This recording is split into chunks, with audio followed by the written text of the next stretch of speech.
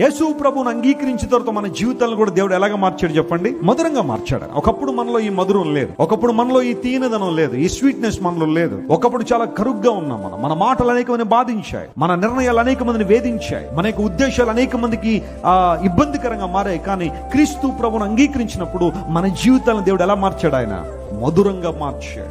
నీళ్లు రుచి లేని నీళ్లను దేవుడు రుచి కలిగిన ఆ ద్రాక్ష రసంగా దేవుడు మార్చాడు. ఆధ్యాత్మిక అర్థం ఏంటంటే, ఒకప్పుడు ప్రభు దగ్గరికి రానంతకాలం మనందరం ఆర్డినరీ, మనందరం కూడా విలువలేని వారమే, మనందరం కూడా భయంకరమైన జీవితాలు కలిగిన వారమే, మారాలాంటి అనుభవాన్ని కలిగిన వారమే. మారా అనే మాటకు అర్థం ఏంటి? చేదు. మన మాటలు చేదు, మన చూపులు చేదు, మన ఆలోచనలు చేదు, మన అలవాట్లు చేదు, మన స్వభావం చేదు, మన బిహేవియర్ చేదు, మన నడక సమస్తం చేదైపోయిన పరిస్థితుల్లో ఉన్న మనలను యేసయ్య తన రక్తం పెట్టి కడిగి కొనుక్కుని ఎలా మార్చాడు? ఆయన మధురంగా మార్చాడు. మారా నీళ్లు మధురంగా మార్చబడినట్టుగానే మన జీవితాలు ప్రభు చేతిలో పెట్టుకున్నప్పుడు